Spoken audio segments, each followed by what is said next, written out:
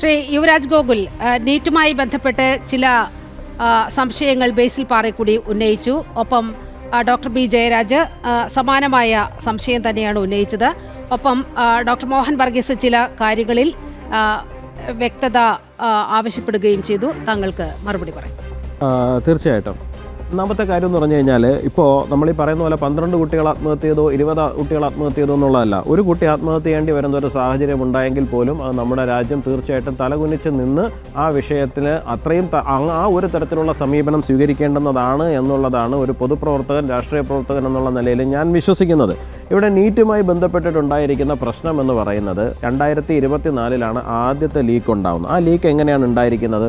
ഈ ലീക്ക് എന്ന് പറയാൻ കഴിയുമോ എന്നുള്ള കാര്യം നമ്മളിതിന് ശേഷം നമ്മൾ സംസാരിക്കേണ്ടുന്ന വിഷയമാണ്. 2024 ഹസാരിബാദ് ഒയാസിസ് എന്ന് പറയുന്ന ഒരു സ്കൂളിൽ, ആ സ്കൂളിൽ നടക്കേണ്ടുന്ന പരീക്ഷ. അപ്പോൾ അവിടുത്തെ SBIയിലേക്ക് വളരെ സുരക്ഷിതമായ സംവിധാനങ്ങളോടുകൂടി ഈ ക്വസ്റ്റ്യൻ പേപ്പർ എത്തുകയും ആ ക്വസ്റ്റ്യൻ പേപ്പർ SBIയിൽ നിന്ന് ഈ പറയുന്ന സ്കൂളിലേക്ക് എത്തുകയും ചെയ്യുന്നുണ്ട്.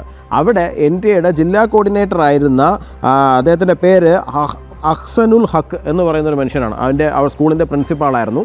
ആ സ്കൂളിൻ്റെ തന്നെ വൈസ് പ്രിൻസിപ്പാൾ, അതോടൊപ്പം തന്നെ പ്രകാശ്, അദ്ദേഹത്തിൻ്റെ പേരെന്തായിരുന്നു, പങ്കജ് കുമാർ എന്ന് പറയുന്നൊരു വ്യക്തി. ഇവർ 3 പേരും കൂടി ചേർന്ന് ഈ പങ്കജ് കുമാറിന് ഈ പറയുന്ന ഹക്ക് എന്ന് പറയുന്ന മനുഷ്യൻ ഈ പിൻവാതിൽ തുറന്നു കൊടുക്കുകയും ഈ പിൻവാതിലിലൂടെ അകത്ത് കയറി ചോദ്യപേപ്പറിൻ്റെ ഫോട്ടോ എടുത്തുകൊണ്ട് പോകാൻ അനുവാദം നൽകുകയും ചെയ്തു. ഇവിടെ നടന്നിരിക്കുന്നത് ചോദ്യപേപ്പർ ചോർച്ച എന്ന് വിളിക്കുന്നതിനേക്കാളും ഒരു കള്ളം കയറി മോഷ്ടിക്കുക എന്ന് പറയുന്നൊരു സംഗതിയാണ് ഉണ്ടായിരിക്കുന്നത്. തീർച്ചയായിട്ടും അത് ഈ രാജ്യത്തിൻ്റെ സംവിധാനത്തിന് ഉണ്ടായിരിക്കുന്നൊരു വീഴ്ച തന്നെയാണ്. ഇപ്പോൾ ഒരു സ്ഥലത്തൊരു മോഷണം സംഭവിച്ചു കഴിഞ്ഞാൽ അവിടെ എല്ലാം പെർഫെക്റ്റ് ആയിരുന്നത് കൊണ്ടാണോ മോഷണം നടന്നു എന്ന് നമുക്ക് പറയാൻ സാധിക്കില്ലല്ലോ. അവിടെ ഒരു ലൂപ്പ് ഹോൾ ഉണ്ടായിരുന്നു. തീർച്ചയായിട്ടും ആ സ്കൂളിൽ NTA ജില്ലാ കോർഡിനേറ്ററായിരുന്ന ആ മനുഷ്യൻ ഇത്തരത്തിലൊരു വൃത്തികേട് കാണിക്കുമെന്ന് ആരും പ്രതീക്ഷിച്ചിട്ടുണ്ടായിരുന്നില്ല. പക്ഷേ അതങ്ങനെ സംഭവിച്ചു. തീർച്ചയായിട്ടും അവിടെ ഒരു പ്രശ്നം ഉണ്ടായി. രണ്ടാമത്തത്, കഴിഞ്ഞ വർഷം ഉണ്ടായിരിക്കുന്ന ഒരു ചോദ്യപേപ്പർ ചോർച്ചയാണ്. അത് PV കുൽക്കർണി എന്ന് പറയുന്ന കെമിസ്ട്രി അധ്യാപകൻ. അദ്ദേഹം സ്വാഭാവികമായിട്ട് അദ്ദേഹം ഈ പറയുന്ന ക്വസ്റ്റ്യൻ പേപ്പർ ട്രാൻസ്ലേറ്റ് ചെയ്ത് മറാഠി ഭാഷയിലേക്ക് ട്രാൻസ്ലേറ്റ് ചെയ്യുന്ന കമ്മിറ്റിയിലുണ്ടായിരുന്ന ആളാണ്. ആ വ്യക്തി, അദ്ദേഹത്തിന് ഇതേപോലത്തെ ഒരു കോച്ചിങ് സെൻറ്റർ ഉണ്ടായിരുന്നു. ആ കോച്ചിങ് സെൻറ്ററിലെ കുട്ടികൾക്ക് കാശ് വാങ്ങിക്കൊണ്ട് ഈ പറയുന്ന ക്വസ്റ്റ്യൻ പേപ്പർ ലീക്ക് ചെയ്ത് കൊടുക്കുന്ന, അല്ലെങ്കിൽ ക്വസ്റ്റ്യൻ പേപ്പർ മോഷ്ടിച്ച് അവർക്ക് കൊണ്ട് കൊടുക്കുന്ന സാഹചര്യം ഉണ്ടായിട്ടുണ്ട്. അപ്പോൾ ഈ 2 സംഭവങ്ങളാണ് കഴിഞ്ഞ 2 വർഷങ്ങളിൽ ഇവിടെ സംഭവിച്ചിട്ടുള്ളത്. തീർച്ചയായിട്ടും ഈ പ്രശ്നങ്ങൾക്ക് പരിഹാരം കാണേണ്ടുന്നത് തന്നെയാണ്. ഈ പ്രശ്നങ്ങൾക്ക് പരിഹാരം അല്ലാണ്ട് ഈ പറയുന്ന വിഷയത്തിനകത്ത് രാഷ്ട്രീയമായിട്ടോ അല്ലെങ്കിൽ മറ്റെന്തെങ്കിലും തരത്തിലുള്ള ഇടപെടലുകൾ ഉണ്ടായിട്ടില്ല. ഇപ്പോൾ നമ്മുടെ ഇവിടെ PSCയുമായി ബന്ധപ്പെട്ട് ഞാനത് പറയാൻ കാരണം, ഞാനത് CPMനെതിരായിട്ടൊരു ആയുധമായിട്ട് പറയുന്നതോ അല്ലെങ്കിൽ മറ്റെന്തെങ്കിലും തരത്തിൽ രാഷ്ട്രീയമായിട്ടോ നിങ്ങൾ വ്യാഖ്യാനിക്കേണ്ടതില്ല. ഞങ്ങളുടെ കാലത്ത് ചോദ്യപേപ്പർ ചോർച്ച ഉണ്ടായി എന്ന് പറയുമ്പോൾ നിങ്ങളും അങ്ങനെയാണല്ലോ എന്ന് പറഞ്ഞ് ഇവിടെ സമം പിടിക്കേണ്ടുന്ന കാര്യവുമല്ല. കാരണം വിദ്യാർത്ഥികളുടെ, നമ്മുടെ അടുത്ത തലമുറയുടെ ഭാവിയുടെ വിഷയമാണ്. അതുകൊണ്ട് അങ്ങനെ സമം പിടിക്കേണ്ടുന്ന കാര്യമല്ല. പക്ഷേ ഞാൻ ഇതിനകത്തൊരു ക്ലാരിറ്റി വരുത്താൻ വേണ്ടി പറയുന്നതാണ്. ഇപ്പോൾ PSCയുമായി ബന്ധപ്പെട്ടിട്ട് ഒരു വലിയ ക്രമക്കേടുണ്ടായി. ആസൂത്രണ ബോർഡിനകത്ത് നടന്ന പരീക്ഷയുമായി വലിയ ക്രമക്കേടുണ്ടാവുകയും ഇടതുപക്ഷക്കാരായിട്ടുള്ള ചില ആൾക്കാർക്ക് അവിടെ ജോലി കിട്ടാൻ വേണ്ടിയിട്ടുള്ള തലത്തിലേക്ക് ആ പരീക്ഷയിൽ വലിയ അട്ടിമറി PSCയുടെ തലത്തിൽ തന്നെ ഉണ്ടായി എന്നുള്ള കാര്യത്തെക്കുറിച്ചിട്ട് ഇന്ന് എല്ലാവർക്കും അറിയാവുന്ന കാര്യമാണ്. എല്ലാവരും തത്വത്തിൽ സമ്മതിച്ചിരിക്കുന്ന ഒരു വിഷയമാണ്. ആ തരത്തിൽ എന്തെങ്കിലും രാഷ്ട്രീയമായിട്ടുള്ള അട്ടിമറിയോ അല്ലെങ്കിൽ രാഷ്ട്രീയമായിട്ട് ഈ ഒരു വിഷയത്തിന് വലിയ ഒരു ഒരു കച്ചവട വിഷയമാക്കി മാറ്റുകയോ ഒന്നുമല്ല ചെയ്തിരിക്കുന്നത്. ഈ 2 സ്ഥലത്ത് സംഭവിച്ചിരിക്കുന്ന 2 പ്രശ്നങ്ങളാണ്. ഈ പ്രശ്നങ്ങളെ ഗവൺമെൻറ് നേരിടുകയാണ് ചെയ്യുന്നത്, ഫേസ് ചെയ്യുകയാണ് ചെയ്യുന്നത്, അല്ലെങ്കിൽ ഓൺ ചെയ്യുകയാണ് ചെയ്യുന്നത്. അല്ലാണ്ട് ഞങ്ങൾ അതിൽ നിന്ന് ഒളിച്ചോടാൻ വേണ്ടിയിട്ടുള്ളൊരു പരിശ്രമവും നടത്തുന്നില്ല. ഈ വിഷയത്തിനെ എങ്ങനെ പരിഹരിക്കും എന്നുള്ളതിനാണ് ഞങ്ങൾ കൂടുതൽ ഫോക്കസ് കൊടുത്തിരിക്കുന്നത്. ഡോക്ടർ K രാധാകൃഷ്ണൻ, മുൻ ISROയുടെ ചെയർമാനാണ്. അദ്ദേഹം അധ്യക്ഷനായിക്കൊണ്ട് ഒരു കമ്മിറ്റി രൂപീകരിക്കുകയും ആ കമ്മിറ്റി പറഞ്ഞിരിക്കുന്നതിന് അടിസ്ഥാനത്തിൽ short time, medium time, long time എന്നുള്ള തലത്തിൽ 3 തരത്തിൽ നീറ്റിനെ മൊത്തത്തിൽ റീവാമ്പ് ചെയ്യാൻ, സ്ട്രക്ചറൽ റീവാമ്പിങ്ങിന് വേണ്ടിയിട്ടുള്ള കാര്യങ്ങൾ ചെയ്തു കഴിഞ്ഞിട്ടുണ്ട്. 2026 നടപ്പിലാക്കിയത് ഷോർട്ട് ടൈം ആയിട്ടുള്ള റീവാമ്പിംഗ് ആയിരുന്നു. 2027 മുതൽ പരിപൂർണമായും കമ്പ്യൂട്ടറൈസ്ഡ് ചെയ്തുകൊണ്ടുള്ള ലോങ് ടൈം പ്ലാൻസ് 2027 മുതൽ, അതായത് ഇപ്പോൾ നമ്മൾ ഈ 2026 വരെ നടന്നിരിക്കുന്ന നീറ്റ്, അല്ലെങ്കിൽ 2026 നടന്നിരിക്കുന്ന നീറ്റ് എന്ന് പറയുന്നത് ഈ രാജ്യത്ത് ഇതുവരെ വന്നിരിക്കുന്ന വ്യവസ്ഥിതിയിലുള്ള ഏറ്റവും അവസാനത്തെ പരീക്ഷയാണ്. ഇനി മുതൽ 2027 അതിപ്പോൾ ചോദ്യ പേപ്പർ 2026 ചോർന്നപ്പോൾ മാത്രം തീരുമാനം എടുത്ത കാര്യമല്ല, അതിന് മുമ്പ് തന്നെ തീരുമാനം എടുത്ത കാര്യമാണ്. പക്ഷേ അത് ലോങ് ടൈമിൽ നടപ്പിലാക്കേണ്ടത് കൊണ്ട് 2027 മുതൽ എന്ന് ആദ്യമേ തീരുമാനിച്ച കാര്യമാണ്. അപ്പോൾ 2026 ആ തരത്തിലാണ് ഇപ്പോൾ നമ്മൾ റീടെസ്റ്റ് വീണ്ടും നടത്തിയിട്ടുണ്ട്. നീറ്റ് ഫാൾസ് പ്രൂഫായിട്ട് നടന്നതെന്ന് തന്നെയാണ് ഞാൻ വിശ്വസിക്കുന്നത്. തീർച്ചയായിട്ടും ആ ഒരു തരത്തിലേക്ക് തന്നെയാണ് പോകുന്നത്. അല്ലാണ്ട് ഇവിടെ ഞങ്ങൾ ഇതിനെ പരിപൂർണമായിട്ടും നിരാകരിച്ചുകൊണ്ട് എല്ലാവരുടെയും ആശങ്കകളെ തൃണവൽഗണിച്ചുകൊണ്ട് അങ്ങനെയൊന്നുമല്ല എന്ന് പറഞ്ഞ് കൈ കഴുകി പോകാൻ വേണ്ടിയിട്ടുള്ളൊരു പരിശ്രമമല്ല നടത്തിയിരിക്കുന്നത്. പകരം ആ വിഷയത്തിനെ അഡ്രസ്സ് ചെയ്യാനുള്ള ഒരു പരിശ്രമമാണ് നമ്മുടെ ഭാഗത്തുനിന്ന് ഉണ്ടായിരിക്കുന്നതെന്നാണ് എനിക്ക് നീറ്റ് പരീക്ഷയുമായി ബന്ധപ്പെട്ടിട്ടുള്ള ഈ വിഷയത്തിനകത്ത് പറയാൻ വേണ്ടിയിട്ടുള്ളത്. തീർച്ചയായിട്ടും 140 കോടി ജനങ്ങളുള്ള ഒരു രാജ്യമാണ്. വിവിധ ഭാഷകളിൽ പരീക്ഷ നടത്തേണ്ടുന്നതുണ്ട്. അത്രയും വലിയ ട്രാൻസ്ലേഷൻസ് എല്ലാ ഭാഷകളിലേക്കും ഈ ക്വസ്റ്റ്യൻ പേപ്പറുമായിട്ട് ബന്ധപ്പെട്ടിട്ട് നടക്കേണ്ടതുണ്ട്.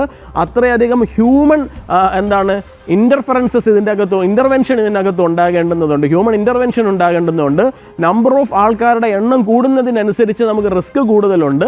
സ്വാഭാവികമായിട്ടും ചില പാളിച്ചകളും വീഴ്ചകളും ചില ഭാഗങ്ങളിൽ സംഭവിച്ചിട്ടുണ്ട്. ആ പാളിച്ചകളിലും വീഴ്ചകളിലും തീർച്ചയായിട്ടും ഞങ്ങൾക്ക് അത്രയധികം വിഷമമുണ്ട്. കാരണം ഞങ്ങളുടെ ഭാഗത്ത് ഈ കാലഘട്ടത്തിൽ നോക്കൂ, ഞങ്ങൾക്ക് എന്തെങ്കിലും ധനപരമായിട്ടുള്ള നേട്ടമോ മറ്റെന്തെങ്കിലും നേട്ടമോ ഇതിന് വേണ്ടിയിട്ട് ഒരു അഴിമതി കാണിച്ചതാണ് എന്നുണ്ടെങ്കിൽ ഓക്കെ, ശരി, നമ്മുടെ കുറച്ച് നേതാക്കൾ അങ്ങനെ കാണിച്ചതാണ് എന്നെങ്കിലും വിശ്വസിക്കാം. ഇതങ്ങനെയല്ല സംഭവിച്ചിരിക്കുന്നത്. ഒരു വീഴ്ച സംഭവിച്ചാണ്. ഒരിക്കലും ഞങ്ങൾ അതിനകത്ത് ആഹ്ലാദിക്കുകയോ ആനന്ദിക്കുകയോ അതിൻ്റെ എന്തെങ്കിലും ഗുണഫലങ്ങൾ എടുക്കുകയോ ചെയ്യുന്ന ആൾക്കാരല്ല. ഞങ്ങളുടെ രാഷ്ട്രീയ പാർട്ടിക്ക് അതുകൊണ്ട് പ്രത്യേകിച്ച് എന്തെങ്കിലും നേട്ടം ഉണ്ടായതായിട്ടും ഇല്ല, കോട്ടം അല്ലാണ്ട് മറ്റൊരു നേട്ടം ഉണ്ടായിട്ടില്ല. അപ്പോൾ തീർച്ചയായിട്ടും ഇതിൻ്റെ ഈ 12 കുട്ടികൾ അല്ലെങ്കിൽ 20 കുട്ടികൾ അവരുടെ പാരൻസിനെ പോലെ തന്നെ ഇതിൻ്റെ ഏറ്റവും വലിയ ദുഷ്ഫലം അനുഭവിച്ചുകൊണ്ടിരിക്കുന്നത് ഞങ്ങൾ തന്നെയാണ്. അവർക്കൊപ്പം അല്ലെങ്കിൽ അവരെക്കാൾ കൂടുതൽ അനുഭവിച്ചുകൊണ്ടിരിക്കുന്നത് ഞങ്ങൾ തന്നെയാണ്. അല്ലാണ്ട് ഞങ്ങൾ ഇതിൽ നിന്ന് അങ്ങ് ഒളിച്ചോടി പോവുകയൊന്നും അല്ല ചെയ്യുന്നത്. ഇനി രണ്ടാമത്തെ കാര്യം ഈ സമരവുമായി ബന്ധപ്പെട്ടിരിക്കുന്ന വിഷയങ്ങളാണ്. ആ സമരവുമായി ബന്ധപ്പെട്ടിരിക്കുന്ന വിഷയങ്ങൾക്കാണ് ഇനി അടുത്തത് മറുപടി പറയേണ്ടുന്നത്. ശ്രീ ബേസിൽ അദ്ദേഹം പറയുന്നുണ്ടായിരുന്നു 2011 അണ്ണാ ഹസാരയുടെ സമരങ്ങളുമൊക്കെ ആയിട്ട് ബന്ധപ്പെട്ടിട്ടാണ് അദ്ദേഹം ഇപ്പോൾ പറയുന്നത്. 2011 അണ്ണാ ഹസാരയുടെ സമരത്തിന് കോൺഗ്രസ് അനുവാദം നൽകിയിരുന്നോ എന്നുള്ളതാണ് ആദ്യത്തെ ചോദ്യം. നൽകിയിരുന്നില്ല. പകരം അണ്ണാ ഹസാരെ സമരം തുടങ്ങുന്നതിന് മുമ്പ് തന്നെ അദ്ദേഹത്തെ അറസ്റ്റ് ചെയ്തുകൊണ്ട് പോയി. അതിനുശേഷം അത് വലിയ പ്രശ്നമായിട്ട് വലിയ പ്രക്ഷോഭമായിട്ട് നമ്മുടെ നാട്ടിൽ മുഴുവൻ മാറിക്കഴിഞ്ഞ സമയത്ത് കുറേ കണ്ടീഷൻസൊക്കെ വെച്ചിട്ട് അദ്ദേഹത്തിന് സമരം ചെയ്യാനുള്ള അനുവാദം കൊടുക്കുകയുണ്ടായി. അതോടൊപ്പം തന്നെ 2011 ജൂൺ മാസത്തിൽ ജൂൺ 4-ാം തീയതി 5-ാം തീയതി ആയിട്ട് രാമലീല മൈതാനത്തിൽ നമ്മുടെ ബാബ രാംദേവ്ജിയുടെ നേതൃത്വത്തിൽ ഒരു നിരാഹാര സമരം നടക്കുന്നുണ്ടായിരുന്നു. ശരിയാണ്, ഇന്ന് രാജ്യതലസ്ഥാനത്ത് വലിയ സംഘർഷമുണ്ടായിട്ടുണ്ട്. വലിയ സംഘർഷമുണ്ടായിരിക്കുന്നത് പാർലമെൻറ്റിലേക്ക് ഒരു കൂട്ടം ആൾക്കാർ, അതിപ്പോൾ ഏത് ബാനറിലെത്തിയ ആൾക്കാരായിക്കൊണ്ട് പോട്ടെ, അവരങ്ങോട്ടേക്ക് പോവുകയും അവരക്രമാസക്തമാവുകയും ചെയ്തതിന് ശേഷമാണ് പോലീസ് അക്രമാസക്തമായിരിക്കുന്നത്. ഇപ്പോൾ ഞാൻ ഈ ചാനലിൽ നിന്നുകൊണ്ട് മറ്റൊരു ചാനലിൻ്റെ പേര് പറയുന്നതല്ല, എന്നാലും പറയുന്നതാണ്. ഇപ്പോൾ റിപ്പോർട്ടർ TV-യുടെ ഞാൻ ഇങ്ങോട്ടേക്ക് വരുന്ന സമയത്ത് കാണുന്നത്, ആ റിപ്പോർട്ടർ ലൈവായിട്ട് പറയുകയാണ്, ദേ കല്ലുകൾ വന്ന് വീഴുന്നു. എവിടെ? അദ്ദേഹം പോലീസിൻ്റെ പുറകിലാണ് നിൽക്കുന്നത്. അദ്ദേഹത്തിൻ്റെ പുറത്തേക്ക് ഉൾപ്പെടെ കല്ല് വന്ന് വീഴുകയാണ്. താഴെന്നെടുത്ത് കാണിക്കുകയാണ്. അപ്പോൾ ജനക്കൂട്ടം അക്രമാസക്തമാകുമ്പോൾ തീർച്ചയായിട്ടും പോലീസും തിരിച്ച് അക്രമാസക്തമാവും. ജൂൺ 4-ാം തീയതി 5-ാം തീയതി 2011 രാംലീല മൈതാനത്ത് ബാബ രാംദേവ് ജി വളരെ സമാധാനപരമായിട്ട്, അവരുടെ ഭാഗത്തുനിന്ന് ഒരു തരത്തിലുള്ള അക്രമം ഉണ്ടായില്ല. അവർ തെരുവിലിറങ്ങിയില്ല, അവർ രാജ്യവിരുദ്ധമായ മുദ്രാവാക്യങ്ങൾ വിളിച്ചില്ല, ഒന്നും ചെയ്തിട്ടില്ല. അഴിമതിക്കെതിരായിട്ടുള്ള സമരം മാത്രമാണ് അവിടെ നടന്നുകൊണ്ടിരുന്നത്. എന്താ ചെയ്തത്? ആ രാത്രിയിൽ അവിടെ കയറുകയും മുഴുവൻ സമരക്കാരെ തല്ലി ഓടിക്കുകയും ബാബ രാംദേവ് ജിയെ ഒരു പ്രകോപനവുമില്ലാതെ അറസ്റ്റ് ചെയ്തുകൊണ്ട് പോവുകയും ചെയ്തു.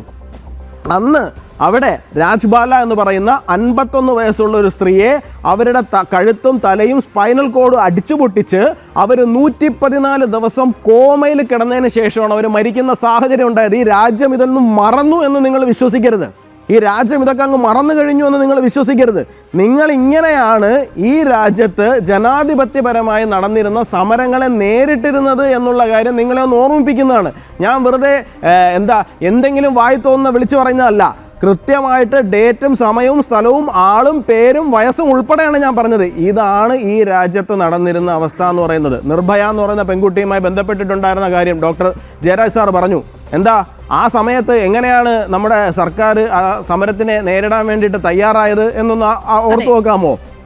പാർലമെൻറ്റിൽ അണ്ണാ ഹസാരയുടെ സമരത്തെക്കുറിച്ചിട്ട് രാഹുൽ ഗാന്ധി എന്താ പറഞ്ഞത്? അങ്ങനെ കുറേ ആൾക്കാർക്ക് വന്നിട്ട് ഞങ്ങളെ ഭീഷണിപ്പെടുത്തിയതൊന്നും ചെയ്യിക്കാൻ സാധിക്കില്ല എന്നുള്ളതായിരുന്നു രാഹുൽ ഗാന്ധിയുടെ തന്നെ നേരിട്ടുള്ള നിലപാട് എന്ന് പറയുന്നത്. അപ്പം നിങ്ങളുടെ കാലഘട്ടത്തിൽ നിങ്ങൾ ചെയ്തിരുന്ന കാര്യങ്ങൾ, സമരങ്ങളോടുണ്ടായിരുന്ന നിങ്ങളുടെ സമീപനം എന്ന് പറയുന്നത് ഇതായിരുന്നു. ഇനി അങ്ങ് പറഞ്ഞ മറ്റൊരു കാര്യം, ആ കാര്യത്തിനും കൂടി മറുപടി പറയണമല്ലോ. അങ്ങ് എന്താ പറഞ്ഞത്? ചോദ്യപേപ്പർ ചോർച്ച കഴിഞ്ഞ 10 വർഷത്തിനടുത്ത് ഇത്രയുണ്ടായി. ഞാൻ നിങ്ങളുടെ കാലത്തുണ്ടായിരുന്ന, ഞാൻ ആദ്യമേ പറഞ്ഞു ഈ സമാസം, ഞാൻ അതാണ് ആദ്യത്തെ റൗണ്ടിൽ അതിലേക്കൊന്നും പോകാതിരുന്നത്. കാരണം എന്ന് വെച്ച് കഴിഞ്ഞാൽ അങ്ങനെ സമാസമം പിടിക്കുന്നത് ശരിയായിട്ടുള്ള കാര്യമല്ല എന്നുള്ളതുകൊണ്ടാണ്. എന്നാലും ഞാൻ അങ്ങയുടെ അറിവിലേക്ക് വേണ്ടിയിട്ട് കുറച്ച് പറഞ്ഞുതരാം. 2006 CBSE ക്ലാസ് 12ാം ക്ലാസ് അക്കൗണ്ടൻസി പേപ്പർ ലീക്കായി. ആരാണ് മന്ത്രി? പ്രധാനമന്ത്രിയായിരുന്നത് മൻമോഹൻ സിംഗ് ആണ്. 2007 all India engineering entrance examination paper ലീക്കായി. Pre medical test paper leak 2008. ഇതെല്ലാം നിങ്ങളുടെ കാലഘട്ടത്തിൽ മാത്രമല്ല, ഇടതുപക്ഷം നിങ്ങൾക്ക് പിന്തുണ തന്നിരുന്ന കാലഘട്ടത്തിലും കൂടെയാണ് എന്നുള്ള കാര്യം നിങ്ങൾ ഓർക്കണം. AIIMS entrance exam paper leak 2012. അതിന് കോൺഗ്രസ് മാത്രമാണ് ഉത്തരവാദി. അതിനകത്ത് ഇടതുപക്ഷത്തിന് നമുക്ക് കൊണ്ടുവരാനേ സാധിക്കില്ല. CBSE 10ാം ക്ലാസ്സും 12ാം ക്ലാസ്സിലെയും പേപ്പർ ലീക്ക് 2014 മെയ് 2014 അതിനും, അതായത് എന്താണ്, നരേന്ദ്രമോദി അധികാരത്തിൽ വരുന്നതിന് മുമ്പാണ് സംഭവിച്ചിരിക്കുന്നത്. Maharashtra HSC exam paper leak 2013. Chief minister ആരായിരുന്നു? പൃഥ്വിരാജ് ചൗഹാൻ ആയിരുന്നു. ഇങ്ങനെ നിങ്ങളുടെ കാലഘട്ടത്തിൽ ഏറ്റവും കുറഞ്ഞത്, ഞാൻ പറയുന്നത് ചെറിയ ചെറിയ കാര്യങ്ങളൊന്നുമല്ല, ഇത്രയും മേജറായിട്ടുള്ള 10ഉം 14ഉം ഓൾ ഇന്ത്യ എയിംസ് ടെസ്റ്റ് വരെ ഇവിടെ ലീക്കാകുന്ന സാഹചര്യങ്ങൾ നിങ്ങളുടെ കാലഘട്ടത്തിൽ ഇവിടെ ഉണ്ടായിരുന്നു. അപ്പോൾ അതെല്ലാം കൂടി അങ്ങ് മറച്ചു വെച്ചിട്ട് ഞങ്ങളുടെ കാലത്ത് ഇവിടെ എല്ലാം ശരിയായിരുന്നു, നരേന്ദ്രമോദി സർക്കാർ വന്നതിന് ശേഷം 2024, 2026 നീറ്റ് എക്സാമിനകത്ത് ചോർച്ചയുണ്ടായി, അതെന്തോ ഞങ്ങൾക്കെന്തോ ലാഭം കിട്ടാനാണ് എന്നുള്ള നിലയിൽ അവതരിപ്പിക്കുന്നത് അത്ര ശരിയായിട്ടുള്ള ഏർപ്പാടല്ല. ഇങ്ങനൊരു സംഭവം ഉണ്ടായിട്ടുണ്ട് എന്നുണ്ടെങ്കിൽ തീർച്ചയായിട്ടും അത് ദൗർഭാഗ്യകരമായിട്ടുള്ള വിഷയമാണ്. ആ ദൗർഭാഗ്യകരമായിട്ടുള്ള വിഷയത്തിനെ അതിൻ്റേതായ മെറിറ്റിൽ തന്നെ ഗവൺമെൻറ് നേരിടുന്നുണ്ട്. അതുകൊണ്ടാണ് അത്രയും ഹൈ പ്രൊഫൈലിൽ ഉണ്ടായിരുന്ന ഒരാൾ, മുൻ ISRO ചെയർമാനായിരുന്ന ശ്രീ രാധാകൃഷ്ണൻ സാറിനെ തന്നെ കൊണ്ടുവന്ന് ആ കമ്മിറ്റിയുടെ ഹെഡാക്കി വെച്ചിട്ട് ഇതിനെ എങ്ങനെ ഫുൾ പ്രൂഫ് ആക്കിയിട്ട് അല്ലെങ്കിൽ ഫാൾസ് പ്രൂഫ് ആക്കിയിട്ട് നടത്തണം എന്നുള്ള തലത്തിൽ ഒരു സ്റ്റഡി നടത്തുകയും അതിനനുസരിച്ചിട്ടുള്ള സ്ട്രക്ചറൽ റീവാമ്പിങ്ങിലേക്ക് ഈ സർക്കാർ കടക്കുകയും ചെയ്യുന്നത്. തീർച്ചയായിട്ടും ഈ ബുദ്ധിമുട്ടുകൾ ഉണ്ടായിട്ടുണ്ട്. ഞാൻ വീണ്ടും ആവർത്തിക്കുകയാണ്, ഒരിക്കൽ കൂടി അത് ആവർത്തിച്ചുകൊണ്ട് ഞാൻ നിർത്തുകയാണ്. ആ ബുദ്ധിമുട്ടുകൾ ഉണ്ടായതിന് ആ വിദ്യാർത്ഥികളോട്, വിദ്യാർത്ഥി സമൂഹത്തോട്, രക്ഷിതാക്കളോട് ഞങ്ങൾ എന്നും ക്ഷമ ചോദിക്കുകയും ചെയ്യുന്നുണ്ട്.